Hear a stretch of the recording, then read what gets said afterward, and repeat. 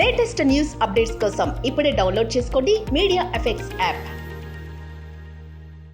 Welcome to media effects. ప్రస్తుతం south లో మరి ముఖ్యంగా తెలుగులో పాన్ ఇండియా ట్రెండ్ నడుస్తుంది. టైర్ 1 హీరోలు అందరూ కూడా పాన్ ఇండియా రేంజ్ లో 5 భాషలకు తక్కువ కాకుండా తమ సినిమాలను రిలీజ్ చేస్తున్నారు.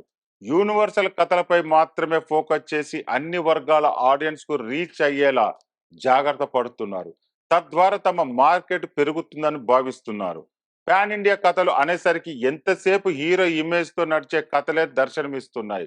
కొంతమంది హీరోలు తమకొచ్చిన పాన్ ఇండియా ఇమేజ్ ను అలాగే కొనసాగించాలని సెలెక్ట్ గా కథలు ఎంచుకుంటున్నారు.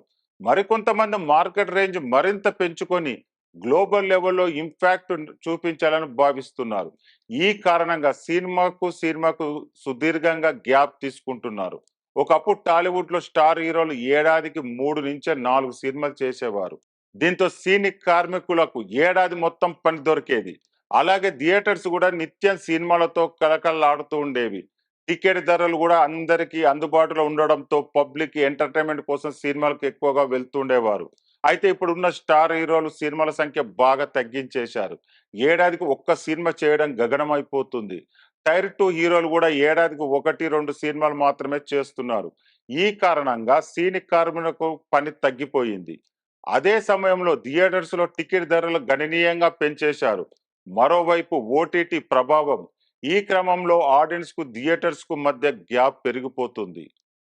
పెట్టిన పెట్టుబడి మొత్తం వారం రోజుల రాబట్టాలని నిర్మాతలు, డిస్ట్రిబ్యూటర్స్ తీసుకున్న టికెట్ల ధరల నిర్ణయాలు సినిమాకి ప్రేక్షకులకు దూరం చేశారని ఓ వర్గం కామెంట్.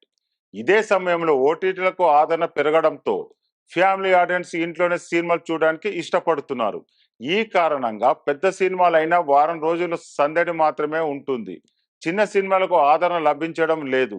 దీంతో తెలుగు రాష్ట్రాల్లో చాలా సింగిల్ స్క్రీన్ థియేటర్స్ నడవలేని స్థితిలో ఉన్నాయి. ఈ పరిస్థితి మారాలంటే మరి ఎక్కువగా గ్లోబల్ ఇమేజ్ కోసం పరుగులు పెట్టకుండా అప్పుడప్పుడు చిన్న బడ్జెట్ ప్రాంతీయ భాష చిత్రాలు కూడా చేయాలని సినీ విశ్లేషకులు అంటున్నారు. అయితే ఈ పాన్ ఇండియా ట్రెండ్ మరికొన్ని నెలల పాటు ఇలాగే కొనసాగుతుందని భావిస్తున్నారు.